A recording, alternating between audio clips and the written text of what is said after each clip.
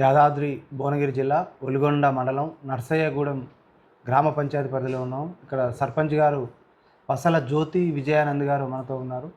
సర్పంచ్గా ఎన్నికైన తర్వాత ఎలాంటి అభివృద్ధి పనులు ఈ గ్రామంలో జరిగినాయో వారి మాటలను అడిగి తెలుసుకుందాం. నమస్కారం మేడం. నమస్కారం మేడం, మీరు సర్పంచ్ ఎన్నికైన తర్వాత ఎలాంటి అభివృద్ధి పనులు చేపట్టారు? మీకు ఎలాంటి సవాళ్ళు ఎదురైనాయి? నా పేరు జ్యోతి విజయానంద్. మా భర్త పేరు విజయానంద్. యాదాద్రి జిల్లా ఒలిగొండ మండలం నర్సయ్యగూడెం గ్రామం మాది. నేను సర్పంచ్ ఎన్నుకున్నాక మాకు ఈ కాంగ్రెస్ తరపునంగా మా పాలన వచ్చింది కాబట్టి నాకు చాలా సంతోషం అనిపిస్తుంది. ఎందుకంటే నేను ఇంతకుముందుకు ఎంపీటీస్ చేసినాను 5 ఊర్లకు. కానీ నాకు ఎంపీటీస్ చేసినప్పుడు నాకు ఏమంత తృప్తి అనిపించలేదు. ఎందుకంటే నేను ఏ పని చేద్దామన్నా కానీ మాకు సపోర్ట్గా మా ఎమ్మెల్యే కానీ మా సీఎం వాళ్ళే కానీ నాకు సపోర్ట్ లేరు. కానీ ఇప్పుడు నాకు మా కాంగ్రెస్ వచ్చినాకనే నేను సర్పంచ్ అయినాకనే మా గ్రామాన్ని నేను అభివృద్ధి చేసుకున్నాను తొందరలోనే. నేను ఎన్నుకున్న కానించల్లి సర్పంచ్ అయిన కానించల్లి మేము మా గ్రామంలో ఇంతకుముందుకు ల్యాండ్ లేకుండే, ఇది నర్సరీకి ప్లాట్ లేకపోతే కిరాయిలో ఉండేది. ఇప్పుడు మేము సొంతంగా ల్యాండ్ తీసుకొని దాన్ని నర్సరీగా ఏర్పాటు చేసినాము.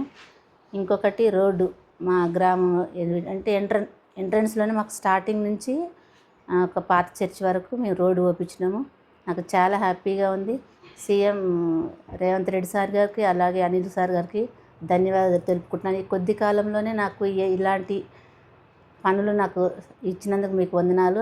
అలాగే మాకు ఇందిరమ్మ ఇండ్లు కూడా శాంక్షన్ అయినాయి, అవి కూడా పూర్తి కాబోతున్నాయి. ఈరోజు నేను ఇందిరమ్మ ఒక ఇల్లు మాత్రము ఓపెనింగ్ చేశాము. అయితే వాళ్ళు కూడా పేదరికం నుంచి వచ్చినారు. వాళ్ళు కూడా ఈ కాంగ్రెస్ తరపు నుంచి మాకు ఇప్పించినందుకు వాళ్ళు కూడా ధన్యవాదాలు తెలుపుకుంటున్నారు. ఈ అవకాశం ఇచ్చినందుకు మీకు అందరికీ ధన్యవాదాలు. మేడం, మీరు ఒక మహిళా సర్పంచ్గా మహిళకు అవకాశం రావడం పట్ల మీకు ఏమనిపిస్తుంది? మీరు ఎలా ఫీల్ అవుతున్నారు? నేను చాలా హ్యాపీగా ఉన్నాను. ఎందుకంటే ఏ దానికి మహిళలే ముందలుండాలనేసి అని ప్రతి విషయంలో మన సీఎం గారు అన్నిటికీ ముందంజు వేయాలనేసి అని అంటున్నారు. అయితే మేము కూడా నా తరపు నుంచి మా గ్రామాన్ని కూడా అభివృద్ధి చేయాలని అనుకుంటున్నాను. మేము చేస్తాము ఖచ్చితంగా. ఇంకా ఉంది పాలన. ఇంకా 4 ఏళ్లలో నేను ఖచ్చితంగా మా గ్రామాన్ని మేము అభివృద్ధి చేసుకుంటాము. ఏదైనా కావాలన్నా కానీ మాకు సపోర్ట్గా మా ఎమ్మెల్యే గారు ఉన్నారు. అలాగే మా సీఎం రేవంత్ రెడ్డి సార్ దగ్గర కూడా పోయి మాకు ఏదైనా కావాలంటే మా మహిళలను తీసుకొని పోయి అంటే మా యొక్క కోరికలను మా గ్రామాన్ని అభివృద్ధి చేసుకోవడానికి మేము పాటుపడతామనేసి అని అనుకుంటున్నాను. మేడం, ప్రజాపాలన ప్రగతి ప్రణాళికలో భాగంగా 99 రోజుల ప్రణాళిక ఏ విధంగా అమలవుతుంది? మీ గ్రామంలో ఎలాంటి పనులు చేపట్టారంటారు? మా గ్రామంలో అంటే ఇప్పుడు వాటర్ ట్యాంకులు ఉన్నాయి కదండి, అవి కూడా క్లీన్ చేయించినాము. మళ్ళీ చెట్లు పెట్టడం జరిగింది. అలాగే రోడ్లు క్లీన్ చేయడము. అంటే గ్రామాన్ని మేము అభివృద్ధి చేసుకుంటున్నాము చాలా వరకు. అలాగే పాఠశాలలు కూడా చాలామంది విద్యార్థులు బయటికి వెళ్ళి చదువుకుంటున్నారు. అలాంటి ప్రైవేట్ స్కూళ్ళలో వెళ్ళకుండా గవర్నమెంట్ స్కూల్లో చదువుకోవాలనేసి అని మేము వాళ్ళ పేరెంట్స్కి చెప్పడం జరిగింది. అలాగే పిల్లలు కూడా స్ట్రెంత్ కూడా పెంచడం జరుగుతుంది అన్నట్టు. ప్రజల నుంచి ఎలాంటి ఫిర్యాదులు వస్తున్నాయి? ఆ ఫిర్యాదుల పరిష్కారానికి మీరు సర్పంచ్గా ఎలాంటి చొరవ చూపుతున్నారు? మాది గ్రామంలో ఏ విషయం ఉన్నా కానీ మేము చాలా వరకు అయితే ప్రాబ్లమ్ సాల్వ్ చేసుకుంటున్నాము. వాళ్ళు కూడా హ్యాపీగానే ఉంటున్నారు. ఏ విషయం ఉన్నా కానీ మేము బయట దాకా వెళ్ళకుండా మా గ్రామంలోనే ఇంకా సాల్వ్ చేసుకుంటున్నాం. మా గ్రామంలో విద్యా వైద్యం ఏ విధంగా అమలవుతుందంటారు? పిల్లలు స్టడీ విషయంలో కూడా అన్ని రంగాల్లో, ఆటలలోనే కానీ పాటలలోనే కానీ స్టడీ విషయంలో అన్నిట్లలో పిల్లలు చురుకుగా ఉండడము, ఏది ఉన్నా కానీ సర్పంచ్ సలహాలు తీసుకోవడము జరుగుతుంది.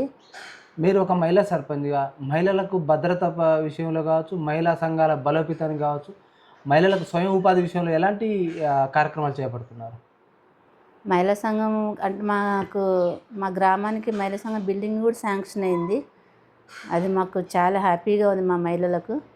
అయితే మా గ్రామంలో లోన్స్ తీసుకోవడము, మళ్ళీ కట్టడము, ఇట్నే పేదరికంగా ఉన్న వాళ్ళు ఉంటారు కదా మహిళలు, వాళ్ళు కూడా వాళ్ళని అర్థం చేసుకుంటున్నాం. వెనక ముందైనా కానీ కట్టాలనేసి అని గట్టిగా ఫోర్స్ అయితే మేము చేస్తలేము.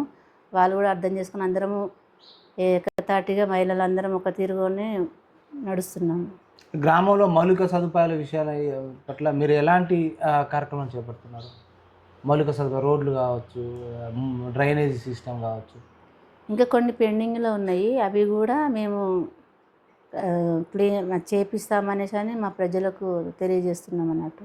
కొన్ని పెండింగ్లో ఉన్నాయి. ఇంకా రోడ్లు కూడా కొంచెం వర్షాకాలం వచ్చినప్పుడు వాటర్ నిలబడము, ఇంకా ఆ వాటర్ అనేసి నిలబడకుండా ఉండాలంటే మళ్ళీ మేము మా ఎమ్మెల్యే దగ్గరికి వెళ్ళేసి రోడ్డు ఓపిస్తామనేసి మా ప్రజలకు కూడా మేము తెలియజేస్తున్నాం. ఇప్పుడు ప్రధానంగా గ్రామ స్థాయిలో యువత పెడదారి పడుతున్నది, మద్యానికి కావచ్చు, డ్రగ్స్కు అలవాటు పడుతున్నారు.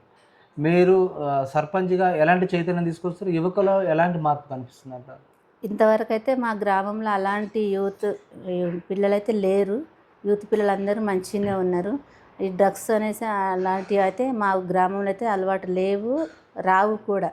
గ్రామ భద్రత విషయంలో సీసీ కెమెరాల ఏర్పాటు కావచ్చు, ట్రాఫిక్ రూల్స్ ఇక్కడ హైవే ఉంది కదా మేడం, అవును. ఎలాంటి భద్రత కల్పిస్తున్నారు? అంటే చాలా వరకు అయితే మాకు ఇక్కడ బస్ స్టాండ్ దగ్గర కొంచెం బ్రేకర్లుగా ఏపీఎం అనేసి అని అంటున్నారు. అది మేము ఇంకా మా ఎమ్మెల్యే దగ్గరికి వెళ్ళలేదు.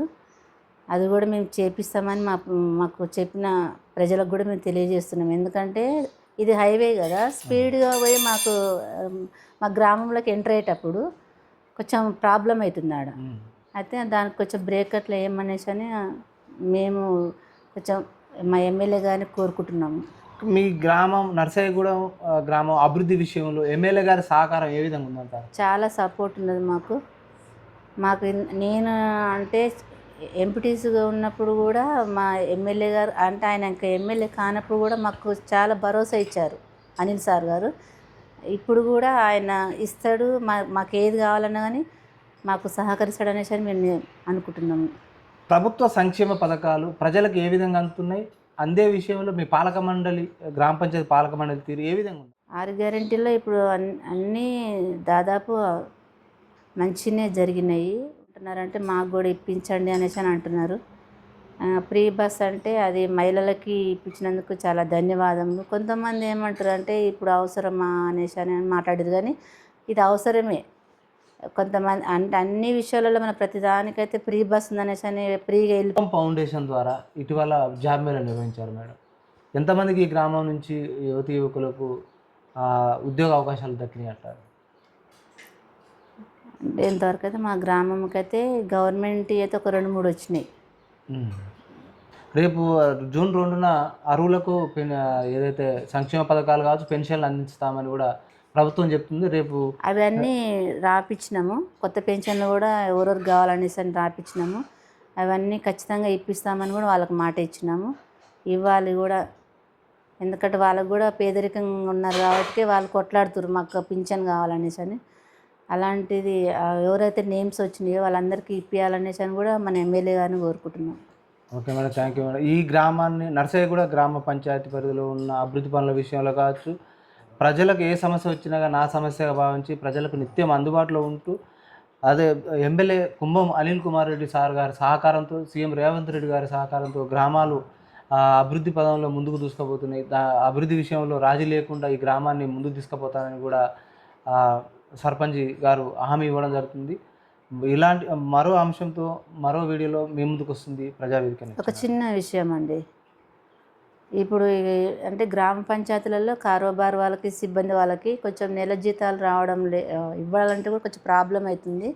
ఇంతకుముందుకు ఎట్లా అంటే మన జీపీ నుంచి డబ్బులు తీసి వాళ్ళకి ఇచ్చేటోళ్ళం.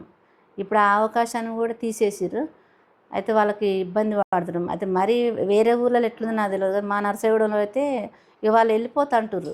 అంటే మాకు తినడానికి కష్టంగా ఉంది, అలాంటప్పుడు మరి మాకు నెల జీతం కావాలి కదా అంటారు. అందుకనే వాళ్ళు ఇప్పుడు కొత్త సిస్టమ్ పెట్టారు గవర్నమెంట్, ఏమంటే ఆన్లైన్లో పెట్టడం అనేది. అలాంటిది లేకుండా డైరెక్ట్గా చెక్ మీదనే సంతకాలు పెట్టి అధికారం ఇవ్వాలంటారు.